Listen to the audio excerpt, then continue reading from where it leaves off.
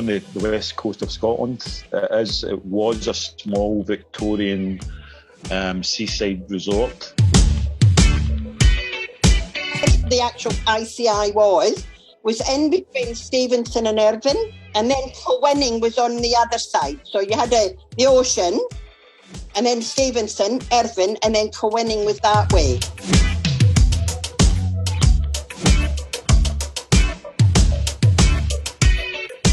Almost everything in the town revolved around Nobel's explosives. Almost everybody was employed by them. All the ancillary jobs and everything that went along with it, depended on Nobel's explosives. If you can imagine, it was a massive factory. Because although there was Nobel's Explosives Company, there was also Imperial Chemical Industry, which was ICI, which wasn't on the peninsula. It used to be a golf course, a full-size golf course. And Nobel's wanted to build this chemical plant next to the explosives plant. So they bought the golf course, resited the golf course to a completely different place in the town, and built this massive chemical plant. The chemical plant had 2 big cooling towers, had what we used to call the sulfuric acid. I think it was sulfuric acid. It was some sort of orange smoke that used to come out this great big chimney.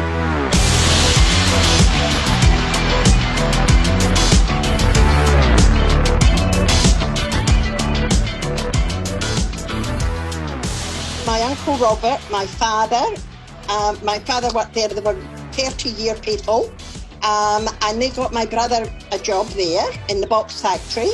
And I left school at 14, and it was before the next semester. I turned 15, and my dad said to me, if you don't want to go back to school, I can get you a job in ICI. I first became aware of the plant from my Uncle Charlie, who worked there in the 70s.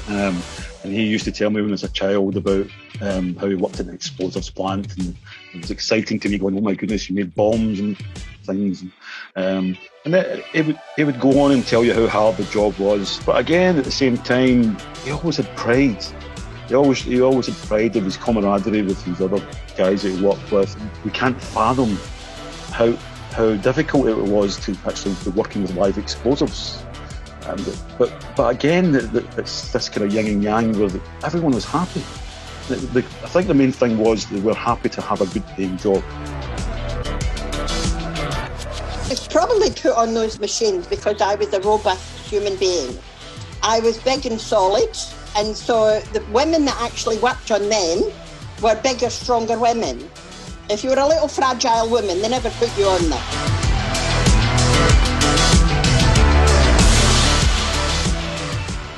So the area that I worked in, it was a huge, gigantic shed. It was like an airport shed. And it was like hundreds of women worked there, all young girls, and they all started 15 or 16 normally. And they put them on, there was 3 processes. You had the winding of the wires, they actually go into the detonator. And then you did that into a figure 8, and then they went from the coil onto recapping without soldering a cap onto that wire, and then they went from there to the detonator department. So my Aunt Patsy, she worked in ICI. She made, I think it was the kind of gunpowder. My grandfather, who was born in 1891, he was a superintendent working in I think it was the black powder. My grandmother worked in the black powder as well. She was a production operative. She made the kind of, it was always described to me that she made the bombs, but she made the kind of things that went inside the bombs. My mother worked in the offices in ICI. She always talked about going across to Africa House for lunch and things like that. And my father worked in the what was called the nylon plant, which is the top end of the ICI site. And I also have My great aunt Annie worked there as well. There's probably a lot of other people in my family that have worked there as well over the years, but that kind of goes back, like my parents and my grandparents worked in various parts of the factory. So what happened is I was so bad at the first two jobs that Jock McCall, the foreman, actually took me off them and put me onto the winding machine.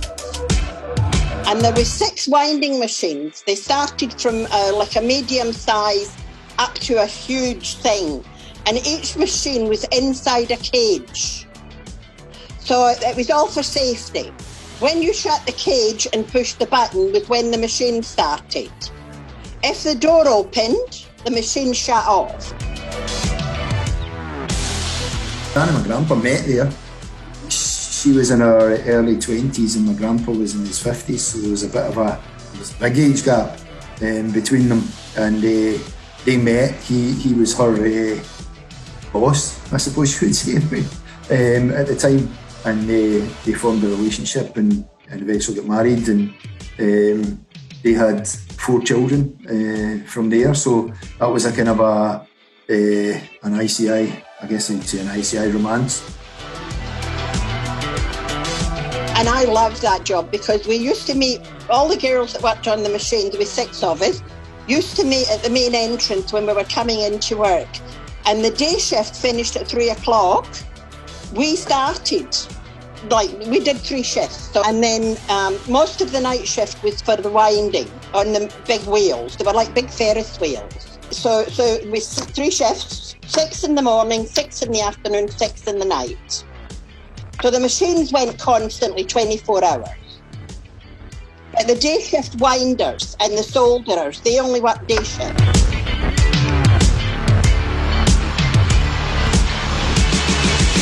There were apprenticeships as well. People could leave school and they could go and have apprenticeships. If people left school without any qualifications, they could go and they could get a job. A lot of the girls used to work in the detonators. And I mean, that one mistake I made was when I tangled the wire up. I'd shut the door, somebody talked to me and I got distracted. And I'd already cut the wire off and left it, right? I came out and I shut the door and I turned the machine on. And so the machine started with all the wire still on it, but tied off, and it tangled. And so Jock McCall, the foreman, actually made me spend days. It took me 3 days to untangle the wire. And because we worked on a bonus system, you got your wages, but then if you wanted to earn more, you worked faster and you did a quicker job. And I lost all my bonuses for 3 days because of that. But I tell you, you never made the same mistake twice. There's generations and generations of families that work there. You know everybody in the area. I know people in Kilwinning, Saltcote, Stevenson. It's not like a spread out area. It was such a huge employer. Because there was only 6 of us in night shift. We used to sing, put Radio Luxembourg on the station. It was a pirate radio station. And we used to listen to the pirate radio station all night, and it was all the 50s, 60s music. And you could sing along to your heart's content because there was nobody else there to bother you.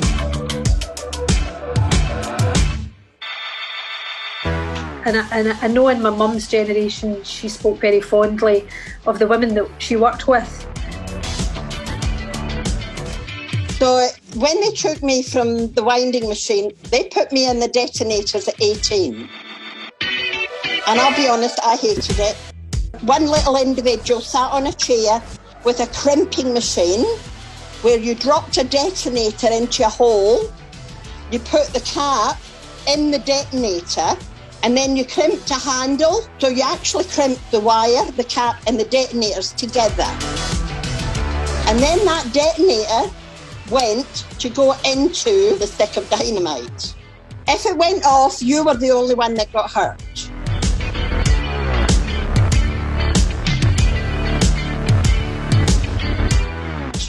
You weren't allowed to take matches. You weren't allowed to take a lighter in. Everything was set up for you. So if you wanted a cigarette, you went into a separate area that had a cigarette lighter in the car. That sort of thing, right? So you could have your cigarette in these private small areas. So if anything went off, these sprinkler systems were set up automatically to go off. They were emergency sprinkler systems. So it was all for safety.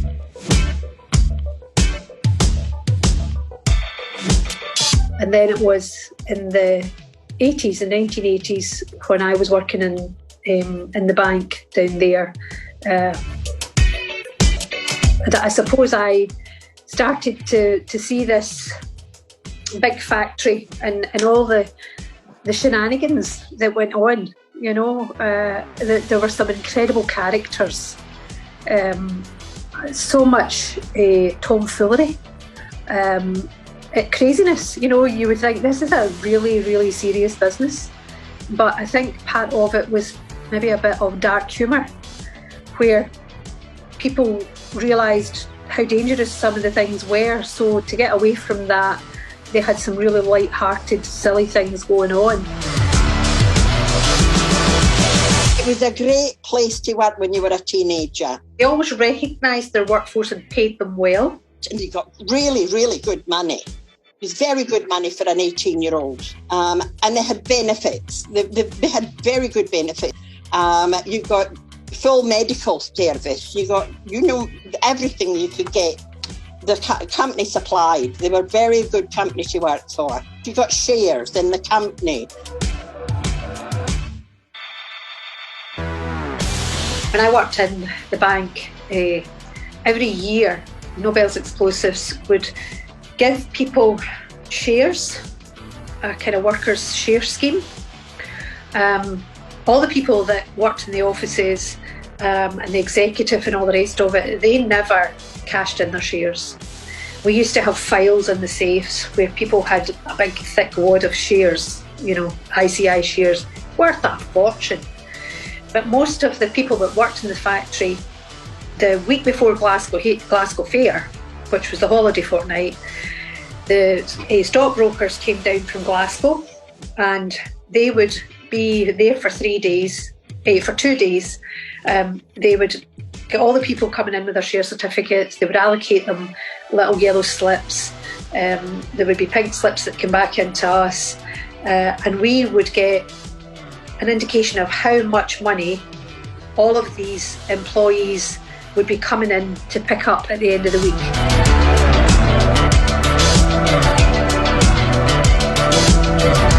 They used to have the best dances at the Ardeer Red. There had been a social club which was run by Nobel's in an area which was called Ardeer Recreation, and it was one of the big old houses in the town, a very rich person's house that Nobel's had bought over. It had a full-size, fully sprung dance floor. It had a snooker room. There was like 12 billiards tables, 12 snooker tables. It had sports facilities for hockey, football, cricket, rugby, tennis, badminton, squash, table tennis, you name it. Oh, guns. There was a gun club. There's still a gun club, which actually still operates in the town, which was theirs. Just about anything and everything was there for the use. And everybody that worked in the factory had a little members card, just a little cardboard card, and that let them in. And if you were friends with somebody, they could take in a friend. And I played sport, I played hockey, and I played for a different team, but we played against the teams. They wanted for nothing. Nobel's, the pitches were the best pitches you could find, the cricket squares, they had all their equipment and all their uniforms and everything all funded. It was like quite an elite situation.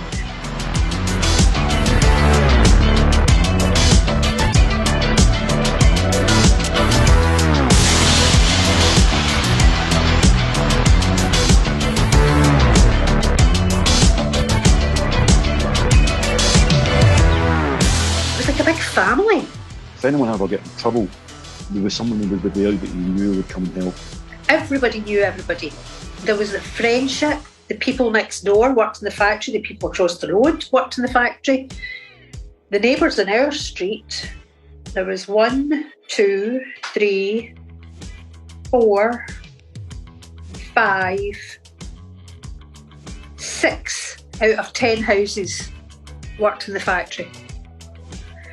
So we were brought up, you know, and amongst all of that, and the friendships were forged in the camaraderie, I think, of what at times could be bloody hard work, and as I say, a bit insane. So people forged these friendships where they had each other's back. I lived on Trelawney Terrace, and Trelawney Terrace had about 200 houses all the way up the street. And you knew every neighbour, you knew everybody's name. They used to pop in for cups of tea. The doors were never locked. And a lot of the people that lived in those streets all worked together. Yeah, it was just a time when everybody knew everybody and everybody looked after everybody. And yeah, it was just like one big family. Recently, I managed to find some the names of my grandmother and 3 of her friends, which were written in pencil inside one of the old huts. I would love to be able to try and find it. I've been to try and identify exactly where that was. I think there was an awful lot of friendships formed, and friendships that I can see on social media today that have continued all these years. So no, we just enjoyed the fun and the friendship.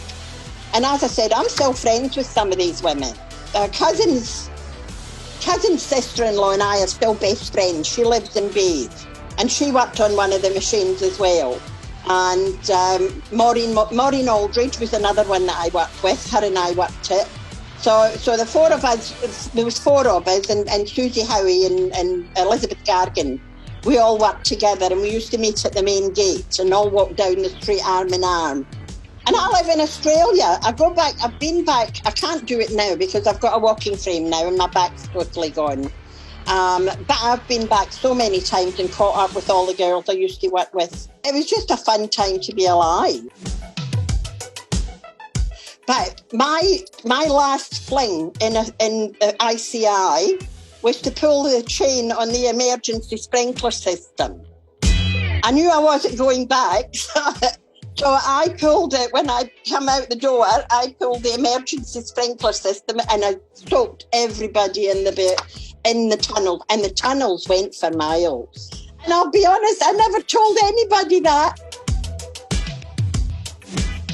And there was lots of lorries, and you would see bus after bus after bus leaving the front gates of the factory. There was a little shop that was built into the front gate area, and there was I guess you would call it a vibrancy to the area, because it was so busy. So you would have a lot of the work, the staff would probably go into up the town and that sort of stuff after finishing. There was quite a few pubs in the area at the time. And they came from all over. They came from Glasgow and Paisley and everywhere. They had their own trains. The ICI ran their own trains. They ran their own buses. They ran, to bring workers from all areas, because there was thousands of people worked there. And most of them were family orientated. The father worked there, so did the rest of the family, the brothers, the sons, whatever. Most of them all worked together. And it was just a very, very good place to work. We had a security core delivery, which brought the money to us. And for the Glasgow Fair allotment of shares, before I came out of there, it was £1 million that left that office over 2 days, because people just used to come in and get whatever hundreds of pounds that they got. More often than not, they would go straight up to Ardeer Recreation Club and spend most of it over the weekend, or they would there used to be buses that would leave to go down to Blackpool or different places, sort of family holidays, and it was all gone and spent within 2 weeks. But it was a huge boost to the economy. I remember it being really, really exciting, and there was a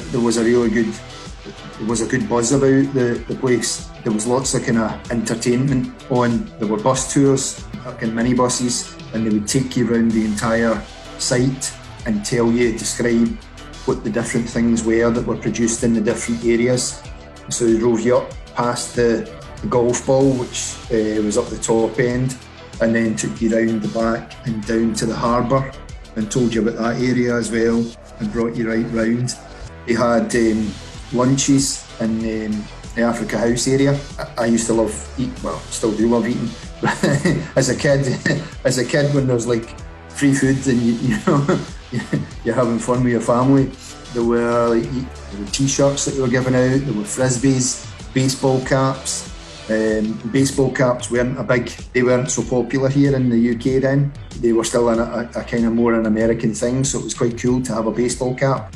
Even if it said, I can't remember, I think it was like ICI that was on it, it was still a cool thing to get.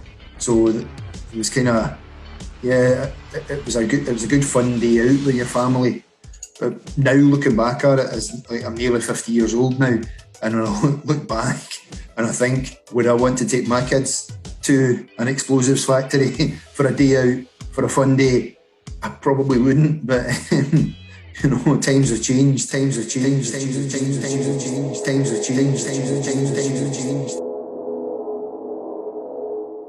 I think people could see the writing on the wall. And then when it closed, to go down and see the car park empty and the whole place was really quiet, to have gone from such a vibrant place to dead almost overnight, it was quite shocking for the area. There has been quite a few large businesses have closed in this area, so it was quite a depressed area in terms of employment. And it was an area, APT, area priority treatment. So they tried to pump in lots of government money afterwards to try and encourage businesses and that sort of thing into the area. But the whole kind of area, to see it going from a really busy place where lots of people coming and going, buses coming and going, hundreds and hundreds of people leaving a gate, to nothing and desolation. I think there was a sense of disbelief, because everybody thought that this was somewhere that would continue, ad infinitum. I remember when I worked there, the people in the powers that be, the executive, had started to bring military workers from Thailand. And there was about 20 military workers arrived at the plant. We had to open bank accounts for them all so that they could be paid. They were put up in accommodation. They ate in the factory. They never went out of their accommodation. All the money that they earned, which was comparable to the money that people here were earning, was money that they had never seen before. The Thai people were poor. As I say, they were dressed in Thai military. It was like so many things in the 80s and early 90s where things were getting taken away to other countries because it cost so much less to do. And Nobel's was no different. But there was a sense of disbelief and a sense, I think, of maybe abandonment by the town. And I loved that job. So when they pulled out, that all just went. And went with it this whole, I don't know, it was strange. It was a kind of, as if everybody was just gutted, their grandparents, their parents, they had jobs. A lot of people were given the option to transfer to other places, perhaps down at Liverpool, at Runcorn, or down to Dumfries, or they got offered jobs maybe over at Grangemouth, at the petrochemicals place. And it did bring a lot of money to the area. All that money just started to go from the town.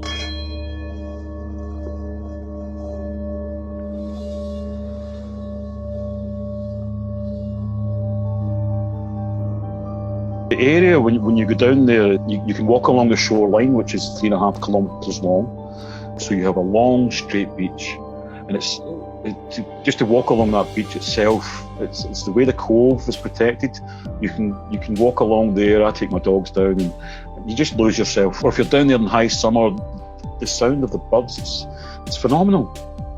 You hear all kinds of choruses in the morning and then the choruses at night. And then as you're walking along thinking you're deep in nature, suddenly you find an old building which was built in the early 1900s. Old acid etching halls, and there still is the ruins of the old power plant there. And just when you think you're deep in nature, you find a road.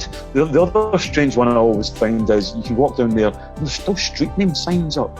And you come across them and you go, hang on, there's a street here. Where's the street? Because Mother Nature is just overtaken. There's a lot of biodiversity down there between the sand dunes, what they call the black powder woods, the areas of water. There's salt marsh land, which is now protected, which is one of the only things that is protected. When you look in over the fences now, and you just see all the buildings that are still there, but they're falling apart, they're crumbling with time, and basically becoming overgrown with trees and that sort of stuff. There's an element of that is really sad, but there's also an element of that of the areas that are starting to take back and become an area that's really important and special for nature again, which is quite ironic as well, given what was produced in the area over,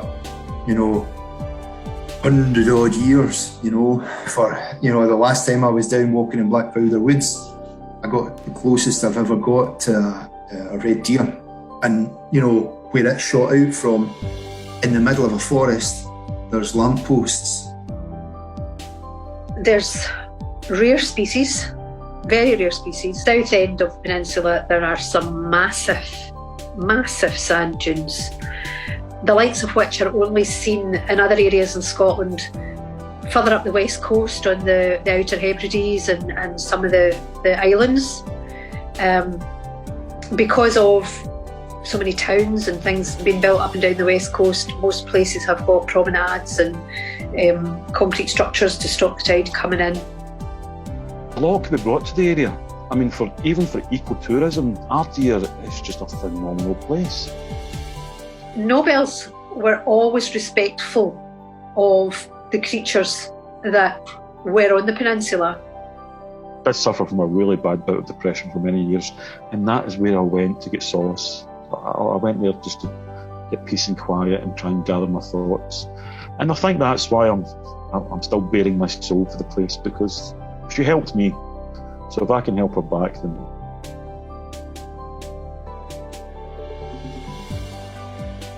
My fear is that basically the wildlife and the value on the peninsula is actually going to be gone. In 1953, the ICI were given a special development order, which basically means they do not have to apply for planning permission for any building. Because they were building that many buildings, I think the local authorities just said, "Oh, here, just build anything you want." Now, as far as I remember, this is the only one left in Scotland. So it means that whoever's down there just now can do anything they want without having to approach the local authorities to ask for permission and so forth. And it's more I've looked into it, it's hindering the advancement of the area. The present owners know that they've basically got the local authority and the government over a barrel. It's like an arcane bit of legality. And nobody seems to be able to solve the problem of it. And now it's creating a massive protection for this company to do what it's doing, because they have the law on their side. And until that development order is squashed or rescinded or removed or whatever you want to call it, nobody can do a damn thing about what they're doing. So it begs the question, and I think the answer would be yes, they were aware of it because they're a big corporation. They've got something like 200 limited companies within the UK doing not dissimilar to what they're doing, which is asset stripping. And their lawyers would be astute enough to recognise that this would basically let them do what they wanted to do without any recourse. Since the present incumbents, who are custodians of the peninsula, have taken it over, they have contractors in there. I think there's 3 or 4 big companies that they take money from. Basically, the contractors take the sand.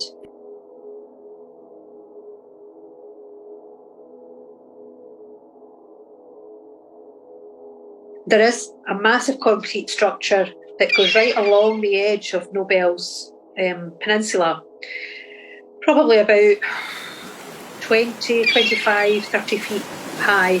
It comes up in a bank, and that is what is protected. It's a seawall, and that is what has protected the sand dunes and the whole of that factory for all those years. That seawall is now starting to break up. And with global warming, there had been predictions that in the next 30 years, there are huge areas, huge parts of this area will be flooded by the sea level rise. And the area at Ardeer, if they don't put, and I dread to think, it would be billions of pounds to fix the seawall because it runs for 6 kilometres. So that needs to be fixed, or there's big implications, and the landowners have no intentions of fixing it. I'm quite sure at some point they'll just pull out. Nobel's protected it. They employed a full-time ranger. They employed people to ensure that the wildlife was taken care of all round about what was going on, the madness that was an explosives company. But they were really very responsible custodians of the peninsula.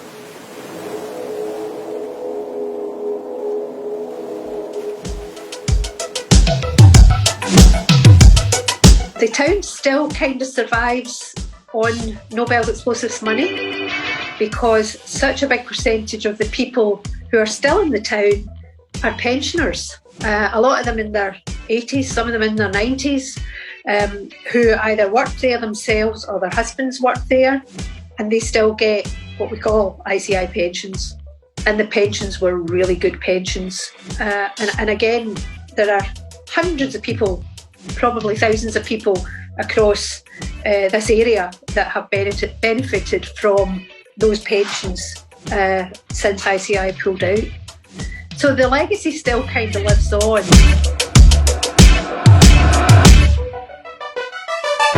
It would be wonderful to reinstate part of that land, which created so many jobs, to create more jobs, but protect what's there.